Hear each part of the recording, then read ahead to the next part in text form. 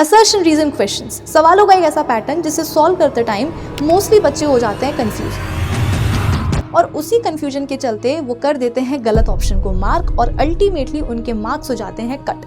तो आज मैं आप सभी बच्चों को बताने जा रही हूँ असर्शन रीजन क्वेश्चंस को सॉल्व करने की एक निंजा टेक्निक जिससे आपके मार्क्स कभी भी कट नहीं होंगे। तो आ जाओ शुरू करते हैं। सबसे पहले हम ये समझते हैं कि असर्शन रीजन क्वेश्चंस होते क्या है।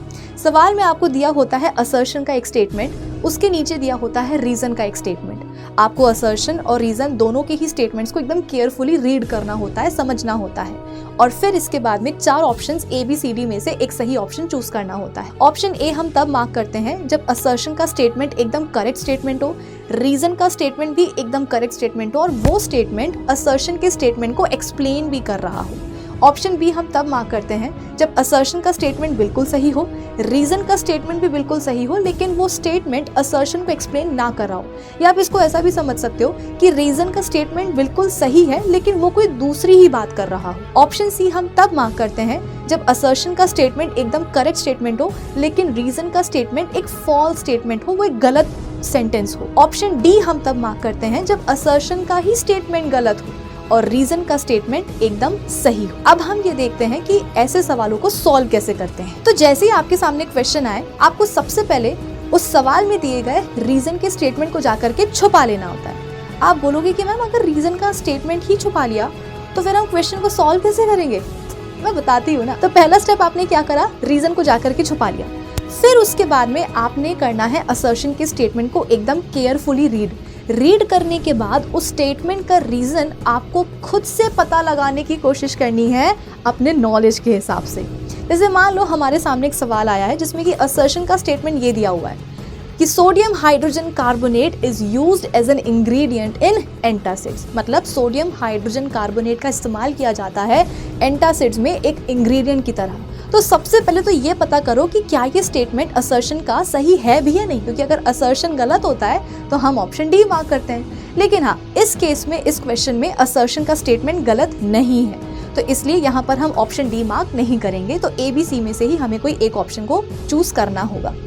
अब ये पता करो कि यार ये जो असर्शन का स्टेटमेंट दिया हुआ है इसका रीजन क्या हो सकता है, कि आखिर क्यों सोडियम हाइड्रोजन कार्बोनेट का हम इस्तेमाल करते हैं एंटासिड्स में एज एन इंग्रेडिएंट। तो मैंने ये पढ़ा था कि सोडियम हाइड्रोजन कार्बोनेट होता है एक बेसिक सॉल्ट, यानी कि अगर ये हमारे स्टमक में जाएगा तो स्टमक में प्रोड्यूस हो रहे एक्सेसिव HCl को जाकर के ये न्यूट्रलाइज कर देगा, क्योंकि हमें बेसिक कॉन्सेप्ट पता है कि जब एक एसिड और बेस के बीच में रिएक्शन होती है तो एसिड न्यूट्रलाइज करता है बेस को, बेस नलिफाई करता है एसिड के इफेक्ट्स को।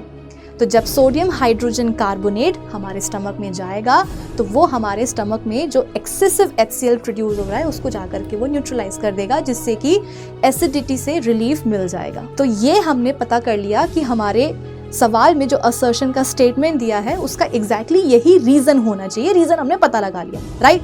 अब हम क्या करेंगे, सवाल में जो रीजन का स्टेटमेंट दिया हुआ था जो हमने छुपा लिया था, अब उसको छुपाएंगे नहीं, अब उसको हम देखेंगे कि जरा पता तो लगाएं कि सवाल में रीजन का स्टेटमेंट क्या दिया हुआ है। रीजन का स्टेटमेंट दिया हुआ है कि sodium hydrogen carbonate is a mild non corrosive basic salt, it neutralizes the excess acid produced in our stomach.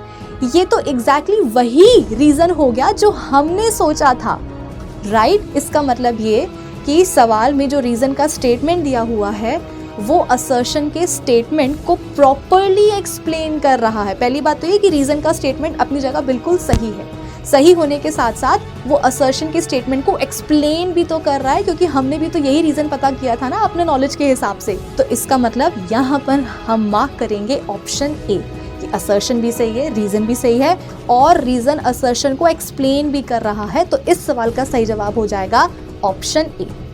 इसी तरीके से आ जाओ हम एक और क्वेश्चन सॉल्व करते हैं। अब नेक्स्ट क्वेश्चन में असर्शन का स्टेटमेंट है कि zinc reacts with sulphuric acid to form zinc sulphate and hydrogen gas.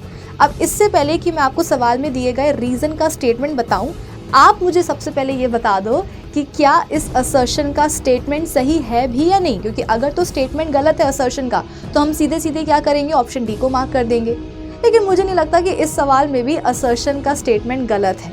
वाकई में यही होता है कि जब जिंक की रिएक्शन होती है सल्फ्यूरिक एसिड के साथ में तो जिंक सल्फेट बनता है और साथ में हाइड्रोजन गैस भी बनती है, यानी कि असर्शन गलत नहीं है। तो हम यहाँ पर भी ऑप्शन डी तो मार्क नहीं कर सकते हैं, मतलब ऑप्शन ए बी सी में से ही इस बार भी हमारे सवाल का कोई सही जवाब होने वाला है। तो अब जरा सोचो कि आखिर ऐसा क्यों होता है कि जब जिंक की रिएक्शन होती है सल्फ्यूरिक एसिड के साथ तो बनता है जिंक सल्फेट और साथ में बनती है हाइड्रोजन गैस भी। क्योंकि मैंने फर्स्ट चैप्टर में डिस्प्लेसमेंट रिएक्शन पढ़ी है और मैंने मेटल्स की रिएक्टिविटी सीरीज भी पढ़ रखी है, तो मुझे याद है कि उस रिएक्टिविटी सीरीज में जिंक आता है हाइड्रोजन के ऊपर, यानी कि जिंक है मोर रिएक्टिव और हाइड्रोजन है लेस रिएक्टिव। तो जब जिंक सल्फ्यूरिक एसिड में देखेगा हाइड्रोजन को, उसका हो जाएगा दिमाग खराब, वो बोलेगा अरे हाइड्रोजन तुम तो रिएक्टिविटी सीरीज में हमसे नीचे आते हो, तुम्हारी क्या मजाल कि हमारे सामने यहाँ पर कंपाउंड बना के बैठे हो, चलो हटो यहाँ से। यानी कि जिंक सल्फ्यूरिक एसिड में से हाइड्रोजन को कर देगा डिस्प्लेस, वो खुद वहाँ पे जाकर के बैठ जाएगा और बना लेगा जिंक सल्फेट और हाइड्रोजन घर से बेघर हो जाएगा हाइड्रोजन गैस के फॉर्म में। यानी कि यहाँ होगी एक डिस्प्लेसमेंट रिएक्शन जिसमें कि जिंक करेगा सल्फ्यूरिक एसिड में से हाइड्रोजन को डिस्प्लेस। तो जो असर्शन का स्टेटमेंट है वो हमने पढ़ लिया और हमने ये पता लगा लिया कि ये स्टेटमेंट सही है और इस सही स्टेटमेंट का रीजन क्या है हमने वो भी पता लगा लिया। अब जरा हम ये देखते हैं कि सवाल में रीजन का स्टेटमेंट क्या दिया हुआ है कि zinc reacts with oxygen to form zinc oxide. तुम लोग समझ रहे हो मैंने क्या बोला कि सवाल में रीजन का स्टेटमेंट यही दिया हुआ है कि जिंक की रिएक्शन हो रही है ऑक्सीजन के साथ और वो बना रहा है जिंक ऑक्साइड। तो यार ये वाली बात भी बिल्कुल सही है कि अगर जिंक की रिएक्शन हो गई ऑक्सीजन के साथ तो बन जाएगा उसका ऑक्साइड यानी कि जिंक ऑक्साइड। लेकिन बात कितनी भी सही हो ये हमारे असर्शन के स्टेटमेंट को तो एक्सप्लेन नहीं कर रहा ना। असर्शन के स्टेटमेंट में तो जिंक और सल्फ्यूरिक एसिड की रिएक्शन हो रही है और रीजन में जिंक और ऑक्सीजन के बीच में रिएक्शन चल रही है, तो बात तो रीजन की बिल्कुल सही है, लेकिन वो बात असर्शन वाले स्टेटमेंट को एक्सप्लेन नहीं कर पा रही है। इसका मतलब ये कि यहाँ पर हम मार्क करेंगे ऑप्शन बी। तो ये एक छोटी सी ट्रिक है बेटा जिसके थ्रू आप किसी भी असर्शन रीजन क्वेश्चन को बहुत ही इजीली सॉल्व कर सकते हो। आई होप ये वीडियो आपके लिए बेनिफिशियल साबित होगा और अगर ऐसे ही इन्फॉर्मेटिव वीडियोस आपको चाहिए हो तो जुड़े रहिए अडा 24/7 फाउंडेशन चैनल के साथ। Bye bye guys, see you soon.